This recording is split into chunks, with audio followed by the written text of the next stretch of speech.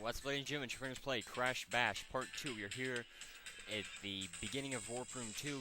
We're going to go through here and finish the rest of the levels, get the rest of the trophies, and then I think I'll go after some crystals and gems that I need to be able to complete the to fill the requirements to fight this next boss.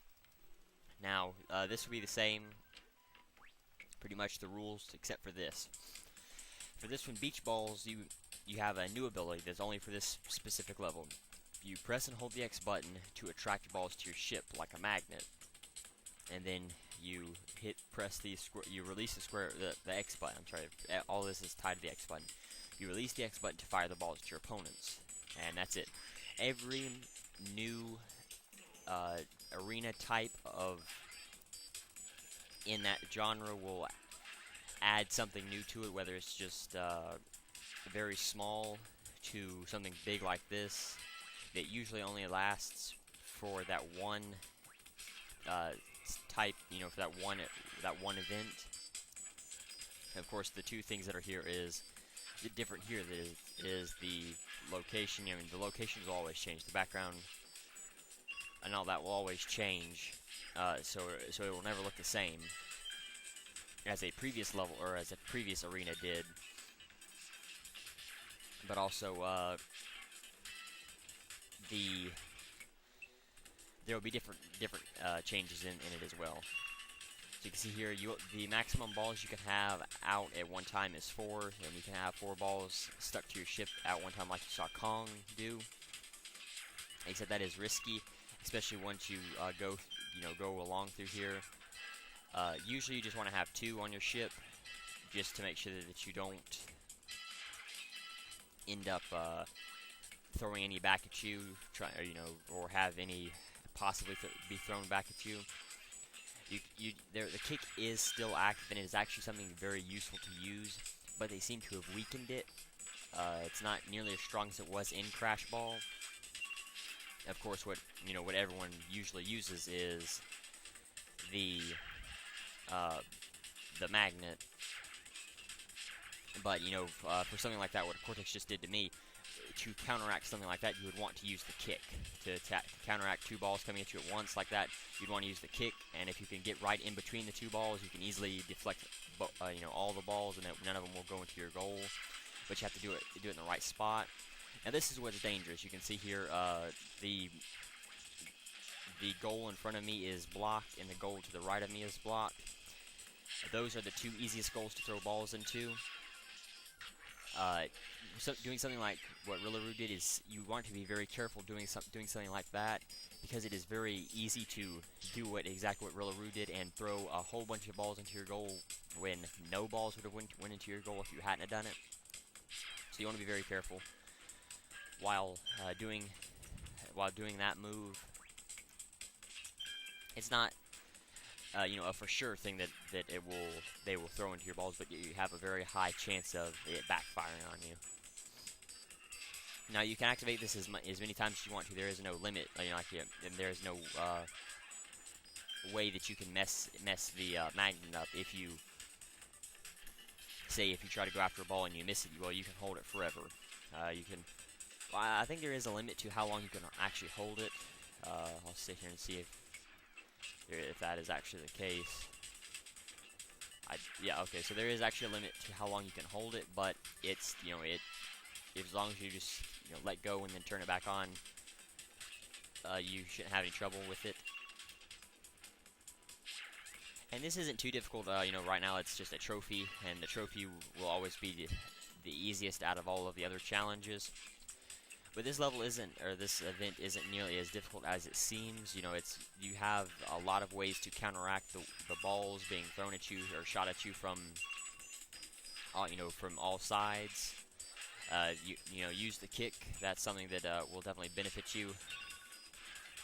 You do want to be careful. If you notice on the front of Kong's ship, he had like a really light colored ball. It was almost white. Well, you want to be careful doing that, because that can actually you know, the balls can sometimes actually shoot back into your goal if you have something like that. You know, as soon as you launch them out of the front of your ship, they will immediately land into your goal. So you want to be very careful about doing that. And if you notice, the music does speed up once all of the characters are. I don't know if it's tied to you or if it's tied to all the characters being really low on score, but the music will speed up after, you know, once you hit that point. But these matches definitely do take quite a while to finish. Like Crash Ball, you could get through it pretty quickly. Some of the other ball games, you could get through it pretty quickly, but these matches definitely tend to take a while, just because of what was going on with me and Kong. You know, you don't want to throw balls into your own goal by grabbing them with a magnet, but you also know that you have to get them into your opponent's goals, and the AI is going to use the magnets either way. And of course, you know, if they use the magnets and shoot it, and all of the goals are blocked. So say if, you know, someone on the sides uses it, of course, you know, more often than not, it will come out positive for you if they shoot balls from the magnets into the gates that appear once a character dies. But you know, there are those few times where some balls can get into your goal if you're not paying attention. And even if you are paying attention, you know, that you just sometimes can't block these balls going around very fast. And so something that will help counteract that is, as you can see here, Cortex is taking most of the damage. You want to try to even out the playing field, you know, help everyone lose the same amount of balls at the same time, and if not, try to get at least one character below 4. I usually find that once they hit below 4, they're a lot easier to manage than say someone that has 6 or 7, and you know, you two are the only ones on the field, just because of little things like that. Now you can see both. Rillaru has 1, so that makes it a lot easier. And there you go. Isn't too difficult, but it definitely does take a while. So we're about 7:30 right now, and of course, I did talk at the beginning and tried to, you know, explain the intro, but I think that was maybe 45 seconds, 40 seconds, somewhere in there. So, you know, still about 7 minutes. So now we'll go to Tilt Panic, and the thing here that you have to deal with is there will not be any little ice blocks that will block the sides. That's only for Polar Panic. That's the thing for Polar Panic, is the little blocks of ice surrounding the sides. The thing here is you have to worry about the ice block that this little ice circle you're sitting on will actually tilt by weight. You know, if you have a whole bunch of characters on one side of the ice block, it will begin to tip over. And if you notice on the walrus, a walrus will actually come up and will throw the balance off. You can see the fish comes up, and then the walrus will come up about 2 to 3 seconds later, and you can see the weight is shifted to wherever the walrus is on. So you do have to be careful. You do have to watch out for that, and that does kind of make it harder to knock someone off, because if you can get a whole bunch of people on one side and the ice is, you know, pointed toward the water, that's actually a great chance to knock people off the water, or, you know, knock them off into the water. Something that will help you be a lot more, make your charges a lot more productive, is if you can hit them on the sides or the backs. Those are the weak points. If you charge them head on, your charges will be a lot weaker, and they're also susceptible to the other character charging into you to stop you charging them off the ice. But if you hit them in the backs or the sides, there is no way that you can defend from that.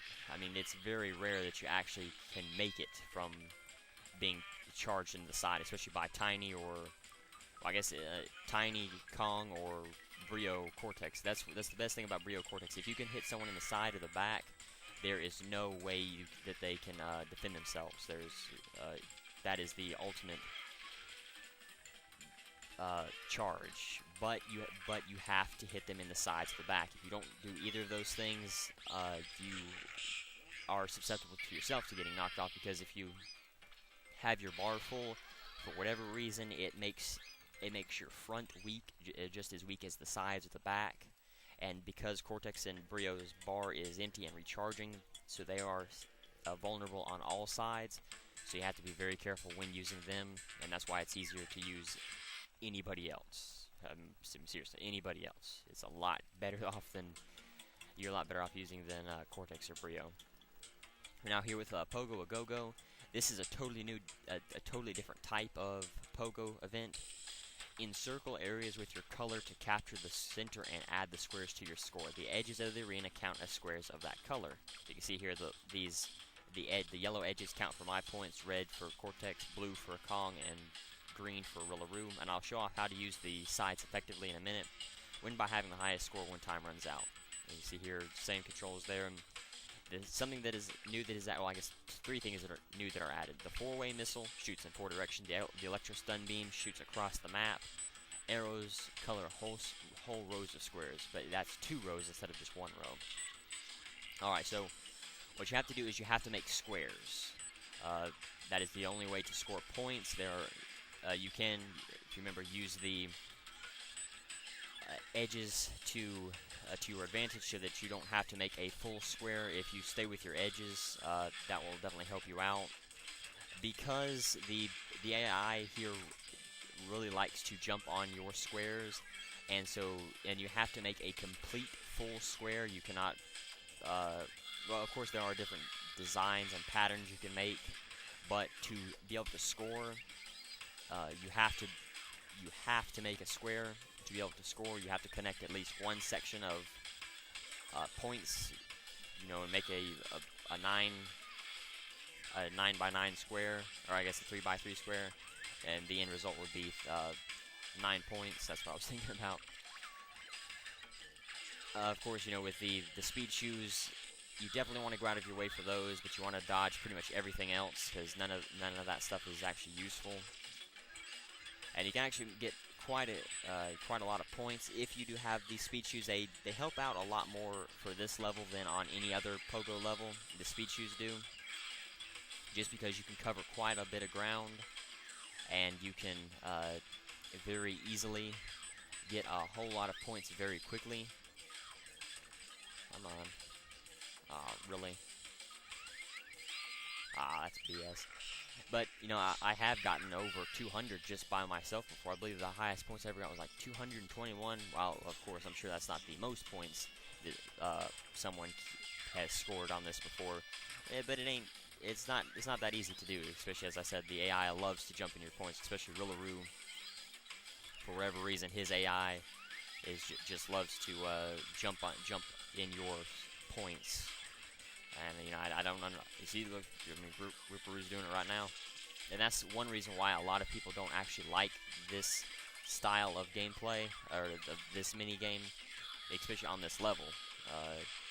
Just because the AI is so unfair in that aspect that they will jump all over your points, you know, for seemingly no reason. But it's a good defense, you know, especially like someone like me right now. I got 28 points. You jump on someone who has a lot of points like that, and that will definitely help you, you know, to defend against someone scoring a lot of points. And something that will help you stay out of the other players' points is they tend to go after their sides. You know, they like to use the sides of the arena thing. So if you can stay in your own area, while of course that is not a for sure, you know, you're gonna stay clear guarantee, it will definitely help in the long run. And watching for anybody who has a whole lot of points, like Rillaroo right now has a whole lot of points. So we definitely want to watch out for him at 199. That's not too bad, though. To be honest, I'm happy to get that. But if I can get over 200, that would definitely be nice. But anyway, so that's pretty much, you know, really there is no really clear set strategy that will help you out while going through this particular event. Just you have to make sure that you can get points out of the other players' areas and just score as many points as possible. I mean, that's pretty much it. One thing that if you notice here with the sides, you have to connect the top. Well, both ends of the sections you have to connect. You have to connect those to be able to make them work with your points. And I'll see if I can show it off. I won't be able to show it off here if I can get the points to circle around again. Okay, so here, so that square that little circle that I just jumped on, and then this up here, and that will connect. That will be the outside edges of the square, and then the inside edges would be the other edges would be the other end of the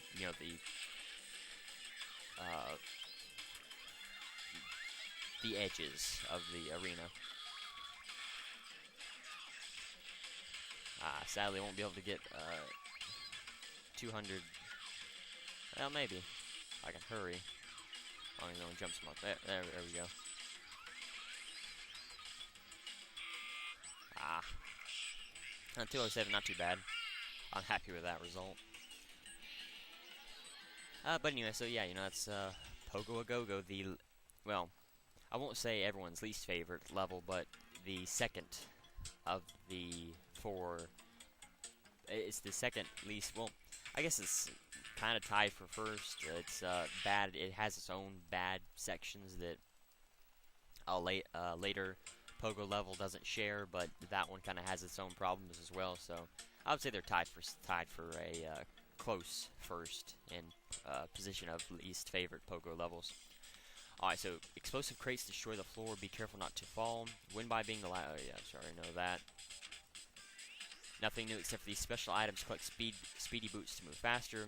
Avoid this, or you'll move in slow motion. Gives you limited immunity, so nothing. It's kind of like a mask. You won't take damage if you have a mask and crash 2 or 3, or crash 1, 2, or 3. Same with this. Collect 1 fruit to increase your health, and pass on to another player to wait. Now you can see these squares. This is supposed to be.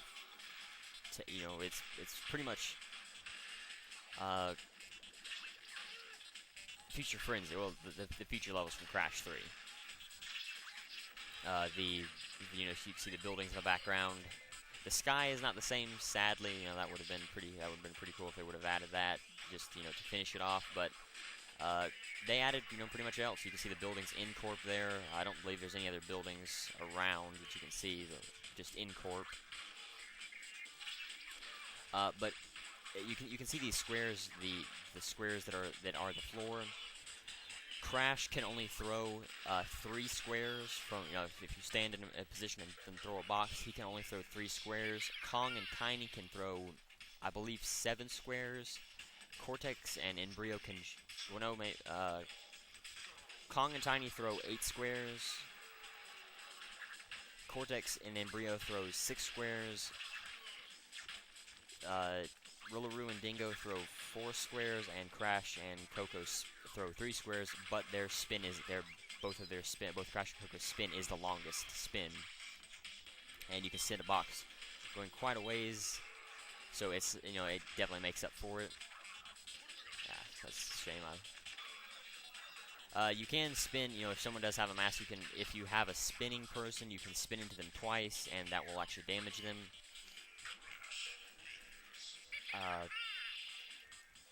With the mask, if you're using someone that kicks, or like Cortex or Brio, you really can't hit them for that second bit of damage, so it's not all that useful to use. Now, Crash, there is a taunt here as well. You can see Crash is making I guess a chicken. You've noticed what the other characters do. Kong will beat his chest. Rillaroo, I guess, will act like a monkey. Cortex will laugh. Coco will whistle. Tiny will growl while holding an arm up in the air. Dingo will laugh, and Embryo will, I believe, laugh as well, if I'm not mistaken, but I very well may be. Now, with these holes, you can actually spin the other characters down into the holes, but it's kind of difficult. to position it just right, and then make sure that you don't fall in yourself. The holes seem to grab you and will pull you down very easily, so you want to be very careful while dealing with the holes. It's very difficult to explain without actually showing you, and it's kind of a glitch that happens every once in a while. So, but it's it's not all that common, but you definitely want to be careful. So you can see here the Bearminator. You need 9 trophies, 6 gems, and 3 crystals to face the Bearminator. So we'll head back to Warp Room 1, and I will get all the gems there, and then 3 crystals, the 3 crystals that I need here, and then I will go and get the first 2 gems from the second Warp Room, and then we'll go and do things after that. But now, if you notice the Warp Room layouts, they copy Crash 2's Warp Room layouts, the first one being on Insanity Island. Defend your goal with the odds against you. You can see that you have 9, they have 15. That's supposed to be the odds against you. The first one's supposed to be on Insanity Island, the second one is supposed to be on Intensity Island. I'm not sure if the Warp Rooms are actually supposed to be on the islands or not. But, I'm just saying what they were in Crash 2. Of course, not all the Warp Rooms will follow that. Just the first 2 Warp Rooms will. But it's still something pretty cool that they added that in there. And I'll try to run around the first Warp Room and show it off a little bit better once I get done with this, with the crystal for Crash Ball, or maybe I'll just do it after I get done with the gym. I'm not sure just yet. Now the gems are green. They're not. They're all the same. There are no color gems. They're just green. And you have to beat a certain challenge. Whether it usually involves having more or less points depending on however it affects you. Like this, you have less points, which negatively affects you. On the Pogo games and other point-based levels, you'll usually have more points than the other characters. And you'll have to, and they will have less than you. You'll have more than, well, by quite a bit.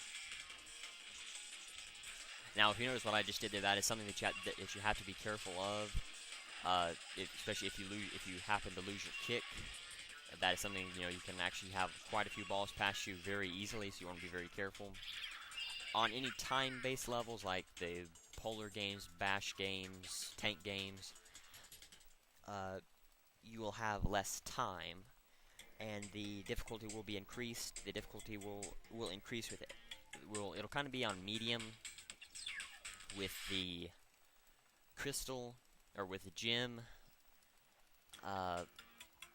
Well, it's one. The trophy is super easy. The gem is easy.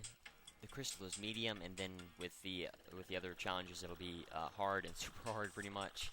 Crystal challenge, you must win without the use of the extra kick. Now, the crystals usually have a ridiculous challenge that has to be met. Usually, you'll have something taken away from you or something added that will negatively affect you. In this case, you don't have the extra kick, but if you're good enough with it, and I suggest actually practicing on this level during the trophy and the gym, trying to get used to not using the extra kick, and just hitting them with your ship, because it will definitely help you out. You can see they're definitely trying a lot harder. Of course, this is a first Warp Room crystal challenge, so it's not going to be really difficult, but not having the extra kick just by itself, even on the trophy for this is pretty difficult. And so you have to be very careful, and you don't want to actually think, if you go into a little group of balls, you don't want to maybe knock 1 or 2 away while there's 3 or 4 coming at you and say, okay, well, I knocked all those away, and then be surprised when you actually lose a point. You want to be very careful and pay attention to that. One bad thing here is that because you have to hit them, because you can't actually hit them head on and actually make it work, you will have to throw them into the 2 side goals. And so you want to be very careful to not lose your 2 side goals early on. You want to try, there's really nothing you can do, but you want to try and make everyone lose points evenly, and This is a bad, bad thing. I'm pretty... Oh, wow. Get used to that. That's going to happen a lot, especially with these, not so much here in the first warp room. Second warp room and onward is pretty much where I will be failing the most. But this challenge is pretty difficult. You know, you're used to the extra kick, and if you don't have it, it's definitely very difficult. The game will actually get, if you lose enough times, just like in the old Crash games where it would give you a light or a mask if you lost 8 lives. The game will actually take pity on you, and I've noticed if you lose 15 times in a row, the game will actually turn the difficulty down quite a bit. But of course, you have to lose 15 times in a row, and that's the bad part. But if you stick with it and lose for those 15 times, the difficulty will decrease, but only once, and then it will go up. It won't go up like there's well, I'll just go ahead and say there's relic challenges as well that have you having to beat the level a couple times, getting silver cups. 2 and 3 times for the different colored relics. And what you have to do is, and you know, if you lose a whole bunch of times during the relic challenges, the difficulty will decrease. But then once you win a challenge, if you win a cup, you will end up the difficulty will increase. And what you have to do with the relic challenges are, you have to win 2 times in a row. If you lose once, you will lose the silver cup that you won. Unlike with the trophies where, you can lose as many times as you want to, as long as the other characters don't get three silver cups. And so, that's different. I'll talk about that once I get to it, but I'm just using that as an example with the difficulty. And, of course, if this goes for a while, I will cut to where I beat it. There's nothing else to see. There's nothing else really to talk about. Just, you have to just hit the balls with your ship. There's nothing else to say, or there are no little tips and tricks that I can give out to make this any easier. You just have to deal with it. Wait 15 failures in a row, and it'll become a lot easier. Just try to watch. You always want to you always want to have the L1 or R1 buttons pushed so that your ship can move faster, just so that you can try and intercept balls a little bit faster. Of course, that's not going to help all that much if you are doing what I'm doing, just saying you're losing points rapidly. I'm just so used to having that extra kick that it's definitely difficult. I'll give it one more try, and then I'll I'll cut to if I don't win, I'll cut to when I do win.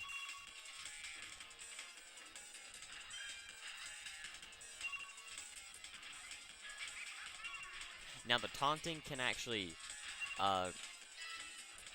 make the character in front of you mad, and they'll actually try to shoot more balls towards you instead of the side goals, so you want to be very careful taunting the other characters. But if you do start the taunting, everyone will start taunting each other, and they will they'll increase the difficulty of all the players, because they'll try harder. And so you want to be very careful about doing that. I'm not sure how many times you can taunt someone before they actually start trying. But but once you do start the taunting, it can go around for quite a while, so you definitely want to be very careful about doing that.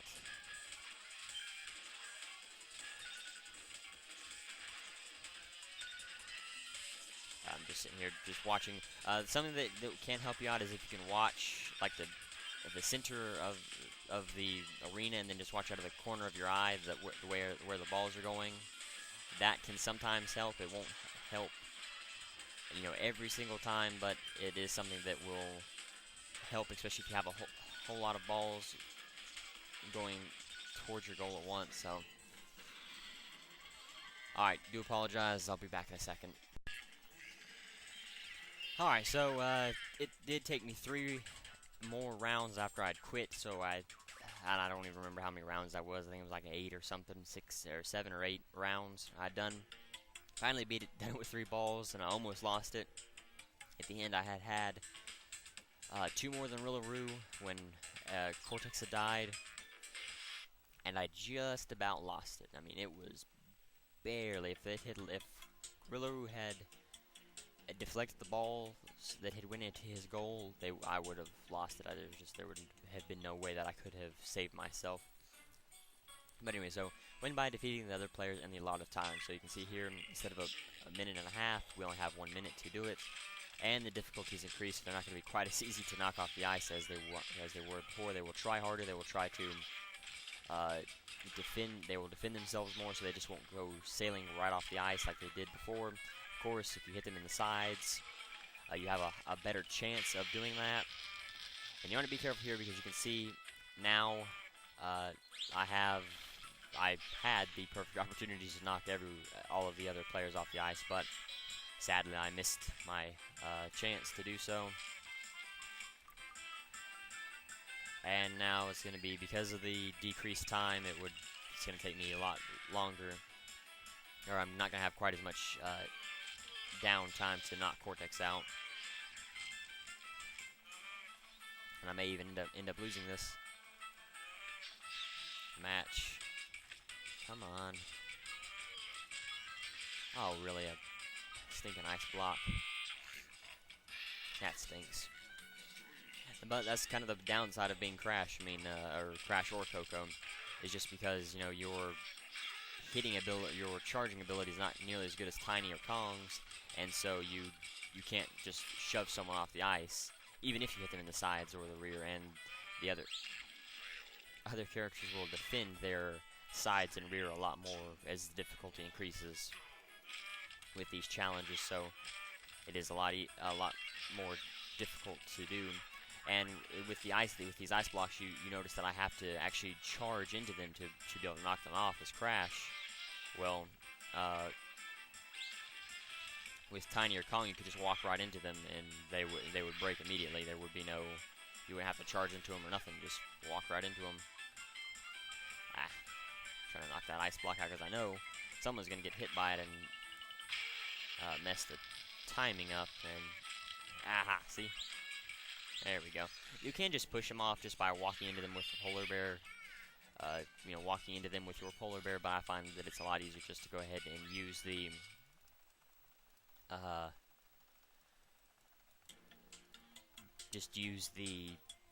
pushing method. But you know, of course, with a situation like that, you have to push them with your polar bear to be able to knock them off. Oh, but anyway. So now this crystal won't be one won't be too hard to avoid the energy bolts, as they will knock you across the ice. So you can see the yellow glow around the hollow projector there, and it will shoot lightning bolts that will only affect you. A lot of the times when it's something like this that will only affect, or even like with Crash Balls, you know, the other characters had their extra kick, but you know, I didn't. And the electric bolt here will only affect me, and it will only hunt me down. Of course, it will break off after a time, but then it will just get right back to charging after me. You can hear when it is. Oh wow. Oh, I'm glad the AI is that stupid. Nope, doesn't really matter. But the effects of the lightning bolt will actually knock you out longer than the energy beam that is coming from the hollow projector will actually knock you out longer than the lightning bolts coming that you can actually get out of there. And I'm honestly lucky to have survived this long, to be honest. Ah, crap. Oh. Well, I'm too... To be honest, I'm surprised I lasted that long getting zapped so many times. Usually if you get zapped once, it's pretty much over.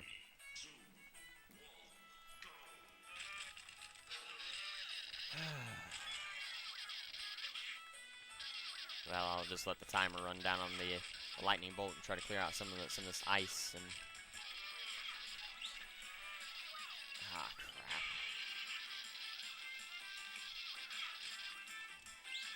Come on. There we go. What the? The energy bolt hit me and it made me charge into Rillaroo. That's actually pretty funny. I've never actually had that happen before. That's pretty cool. Wow. Sometimes that kind of stuff will actually turn out in your favor, but most of the time it won't. But anyway, so and now we'll go to Pogo Painter, and this is another time when I can point out that something that negatively affects you will actually won't affect the other AI characters. With the crystal here, this will be the last crystal that I need, so I won't be going after any more crystals. Win by being the first to decrease your score to 0 in the allotted time. And you can see here, I have 80, they have 60, they have 20 more points than me, and that is the difficulty. You know, the difficult thing about it is that they have 20 more points than me. And while you may think, oh, well, you know, it's only 20 points, well, that is actually a lot, especially for Pogo Painter. I mean, you know, this isn't like Pogo Go-Go where you can make up 20 points very, very quickly. You have to, and you know, even the time is decreased. So you actually have less time to try to decrease your score than you would normally, and you still have all of the other characters going after their scores, and before you know it, you can actually run out of time or have the other characters drop their scores very rapidly. And something that will help you out is if you can get a pair of speedy boots. You notice there, I was able to keep speedy boots pretty much the entire time, which definitely helped me out, helped me gain more points, and helped me get to the boxes faster. So that is one benefit if you are having trouble with this particular gym or any of the gyms in the Pogo games. That is a great way to help yourself out. But now the crystal here, win the game without touching the poisonous mushrooms. And if you notice there, the background is just like the ruin levels from Crash 2. Ruination and Road to Ruin. And you can see even the colors of the squares look different. Everything's a little bit brighter for some reason. I'm not sure why. Well, I guess the brighter colors are brighter and the darker colors are darker. You can see Kong's and Rillaroo's colors are darker, while mine and Cortex's colors are brighter. And you can see the mushrooms.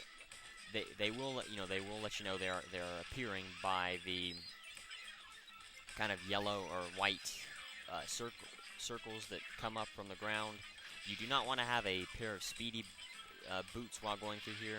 While it will help you getting points, it will not help you to dodge the mushrooms, and you can actually find yourself jumping right into a mushroom that's coming up if you do have the speed boots, because you cannot stop or slow yourself down as quickly as you could otherwise. And once you hit about the 30-second mark, the mushrooms will begin to increase in frequency. You can shoot the mushrooms that you see once they pop up. Oh,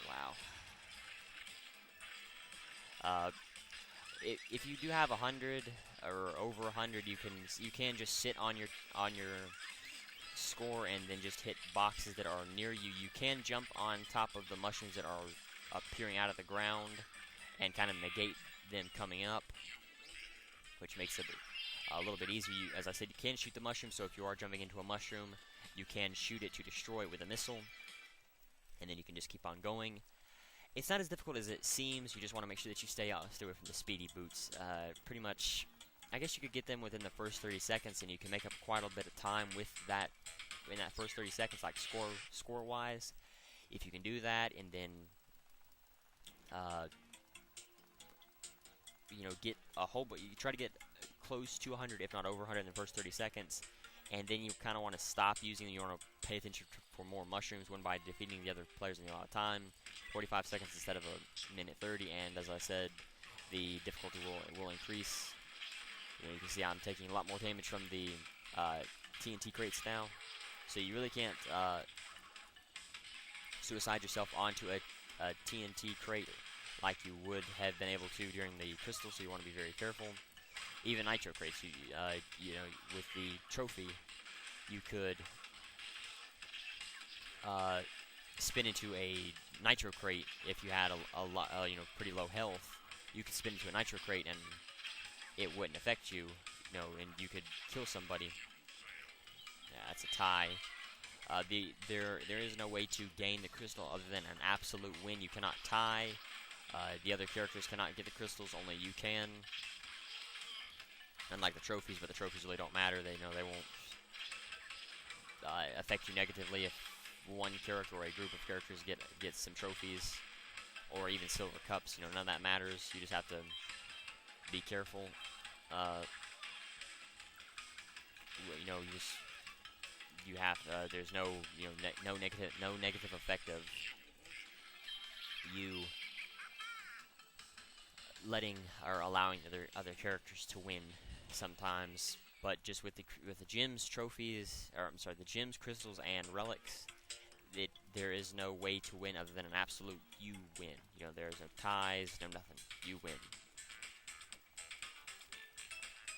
But you can see here, pretty much, of course, it's not, you know, dead on, but it looks very similar to the warp room from Crash 2. It kind of follows a little bit more of the like upstream levels. Looks a little bit more like that, but it's still supposed to follow the you know, kind of look similar to the Crash 2 levels. And this is the same way.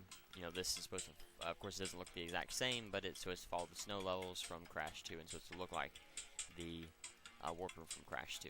But anyway, so defend your goal with odds against you. You have 9, they have 15 again.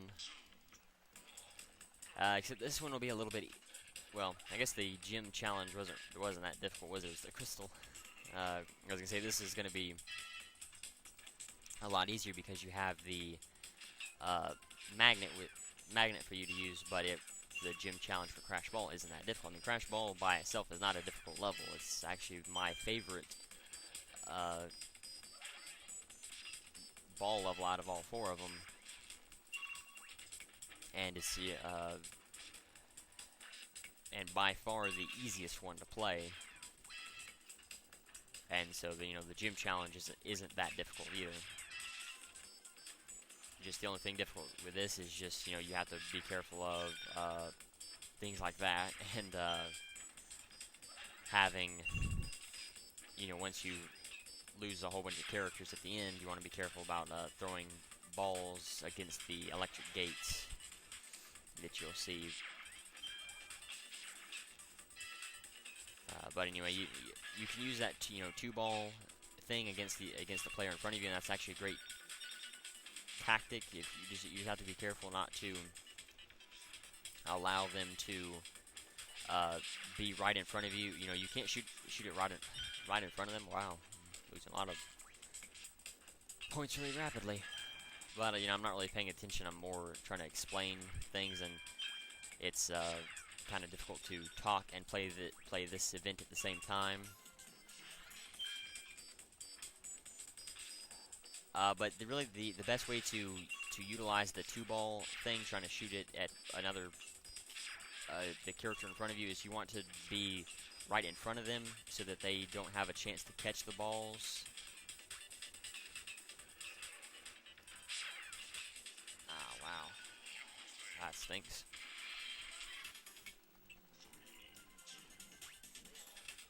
But anyway.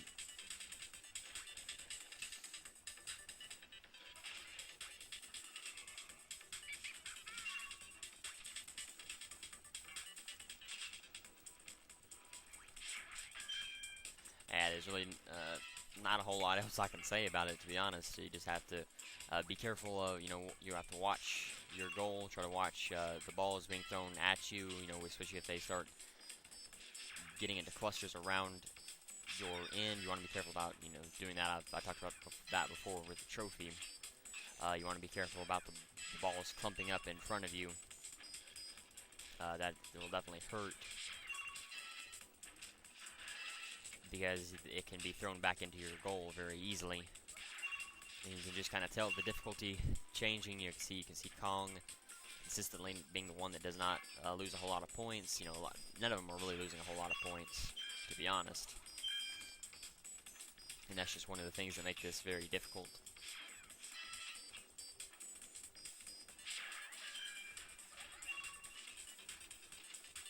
But yeah, as I said, you know, you want to try to evenly knock down all the characters' points instead of, you know, just focus on one or two of them. You know, the easiest ones you can throw in there. As I said, the character on the right is usually the easiest person to dump balls into, outside of the guy in front of you. But if that character is playing really good, it's actually kind of a lot more difficult. So you would want to focus on the other side character that is not doing that well. But you have to be careful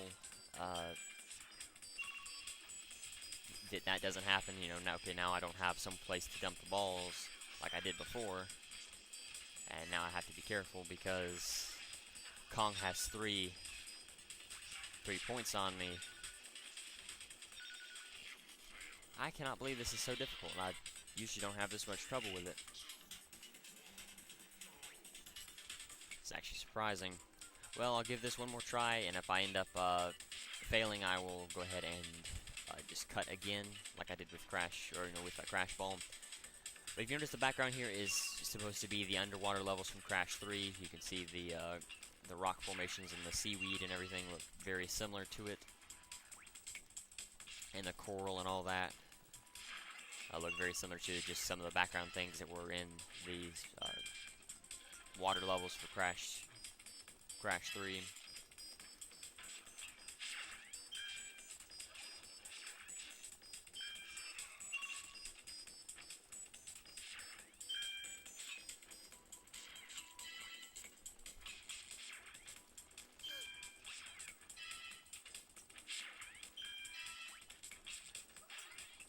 Now, if you notice, the angles of the balls kind of will help tell you where you can and whose goals you can throw into.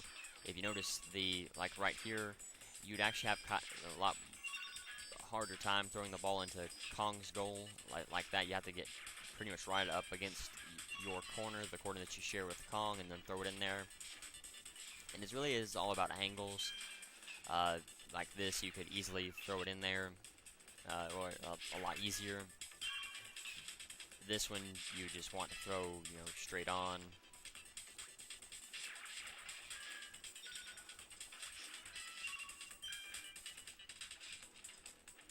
I guess the game's taking pity on me early, but I want to be careful with Cortex. I'm throwing way too many balls into his goal now. I gotta focus on Rillaroo.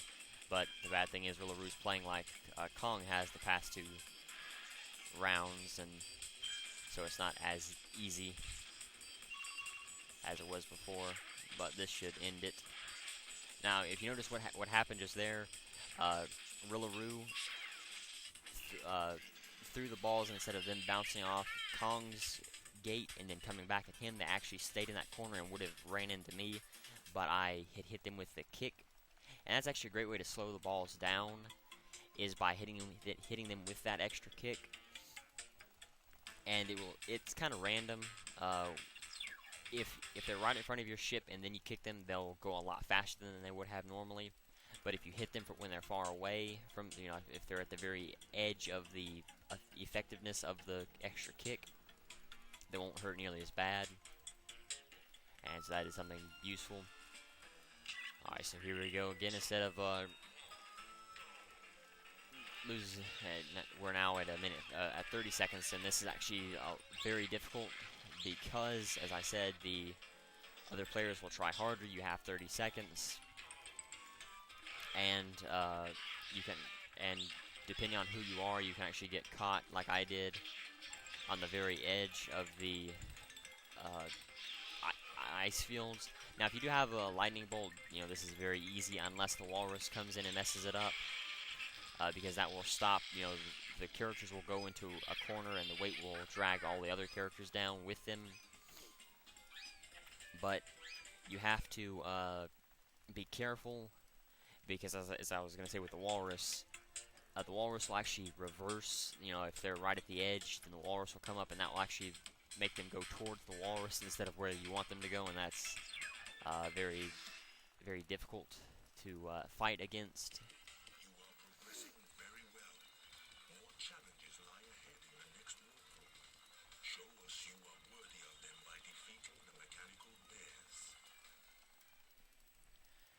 And so we'll do the boss, and then I'm going to go ahead and end the video after the boss. We'll talk about all the trivia and everything for the levels that I've done and all that. This is taking me a lot longer than I had expected it to. So defeat the polar boss and his army of mechanical bears. The controls are still the same. Pretty much fighting the little mechanical bears will be the same, except a different thing here will... The bears will lock onto you with a missile, and then all you have to do is just charge into them. They can actually charge very well enough that it will cancel out your charge depending on who you are. With a missile, you can control it with the directional buttons or the left analog stick, and all you have to do is just shoot it with the square button. As long as you hit the bear, if you hit the submarine he's riding on, that will not actually damage him. So you want to be very careful about that. And you want to be careful. There's really no way to determine where the mechanical bears are going to land. So you just have to be prepared for the patterns that they will do. Now, if you notice, the polar bear is knocking off chunks of the arena. If you get caught on one of the chunks right in front of me, if you get caught on the hole right in front of me, you cannot save yourself. The same thing applies with the bears, and that's actually a great way to knock off some of these bears. They will not be able to defend themselves like they would on the other edges, like right behind me or something like that. You just throw them, you know, right in front of you, and that makes it a lot easier. You want to be careful though, because you do have a time limit to shoot the bear with the missiles. If you do miss that time limit, you will not be able to. The missile will not work, and you'll have to redo whatever it was that you were, you know, whatever set of polar bears you were doing. So now we'll go into Warp Room 3, and this is actually kind of, well, I was gonna say it's kind of modeled after Warp Room 4 of Crash 4, but it isn't. It's totally different. I'm not gonna do the new area. I think I'll save that for next time. Just because, as I said, I am kind of running out of time, so I'll go ahead and just go to, you know, I'll talk about the trivia for the levels that I've done already, and I'll just go ahead and end it on that. So we'll go to, let's see, Beach Ball. Beach Ball is the 5th arena in Crash Bash. It is possible to attract balls by pressing X. All players start with 12 balls, unlike the other 3 ballistic levels. On this level, the balls are brown.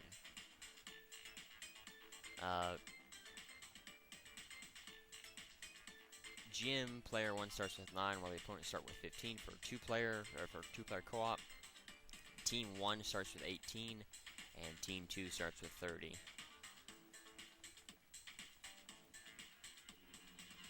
I'll talk about the team stuff later on in the wrap-up video. I'll explain everything with the co-op stuff. We'll go to Tilt Panic now. Tilt Panic is the 6th arena in Crash Bash. The battle is different. The arena isn't balanced, and sometimes a fish jumps under the arena, and a walrus will come and catch it. During the Crystal Challenge, it is set during night. No trivia, so we'll go to Pogo-A-Go-Go. Pogo-A-Go-Go is the 7th arena in Crash Bash. It is the arena that players encircle the area to score points. The music here, along with Embalism, is a remix of Dr. entropy seam from warped. No trivia here either, so we'll go to Space Bash.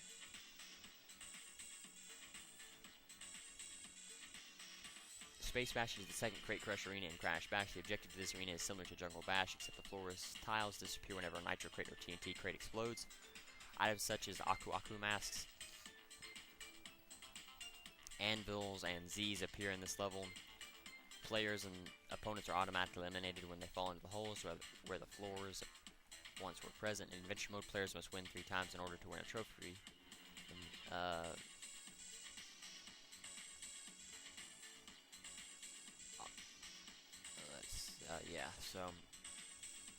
And then for the new power-ups, Aku Aku Mask makes you invincible from one attack, but doesn't save you from falling. Purple Z makes you very slow, leaving you vulnerable to attacks. Speedy Shoes makes you very fast. It's a good thing, but it's also dangerous because the floor can be destroyed, and then you can fall. The weight beeping will signal that the weight is about to crush you, instant death, so give it to someone else quickly, and then stay away from the player who has it, so they don't come back and actually hit you. Trivia: this arena, along with its music, is based off of Future Frenzy and Gone Tomorrow levels of Crash Bandicoot 3. The Crystal Challenge layout is based off the Egyptian levels in Crash Bandicoot 3. The Crystal Challenge has no basic crates. It only has TNT and Nitro crates. Most of the time, there are other players. If you're playing on your own, will take out the floor next to you first. So they'll try to go after you with the crates. With the explosive crates, instead of hitting you. So we'll go after it. We'll do the Bearminator. The Bearminator is a giant polar bear with a blue captain's hat and a submarine that appears in Crash Bash. He is the second boss of the game and takes 3 hits. He shoots mechanical bears and you must charge them off the platform in order to defeat them. A missile then appears which you will pick up, and you must target him right while he moves in a first-person sniper rifle targeting screen. Each time you hit the Bearminator, he will destroy a section of the platform by launching a bomb from his submarine. He will also launch 1 or more mechanical bears each time he is hit. After 3 hits, he will be defeated and flop over unconscious. If the player is knocked off the platform, then the Bearminator will laugh at them. Trivia: his Japanese name, Papa Guma, literally means Papa Bear. Also, his name is a pun on the words bear and Terminator. And Polar Pass of Crash Team Racing, a bear is seen frozen in an iceberg in the beginning of the track, though it is indeterminate whether this one is the Bearminator. The Bearminator is the only new boss of Crash Bash. They have 3 bosses, Papu Papu, and the other bosses were from previous games. Some fans believe that the Bearminator is the same bear that chases Crash and Polar and Unbearable in Crash Bandicoot 2. In the demo version of the game, Bearminator takes place in an industrial area with oil instead of water. No, I didn't know that one. Yeah, so that's all the trivia, so I thank you for watching.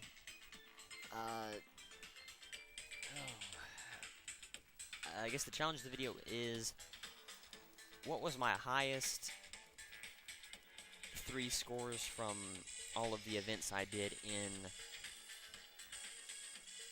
well, what was my highest 3 scores added together from all 3 events of Pogo Painter? So, well, yeah, so take my, well, no, nah, let's just forget that one.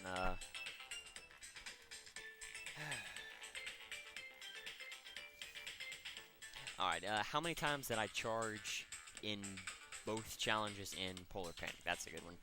Thank you for watching. Next time we will do, we will complete the 3rd warp room, and I will try and see what it takes to get into this boss. Shouldn't be too difficult. It's pretty much just go after crystals and gems again. So until then, later everyone.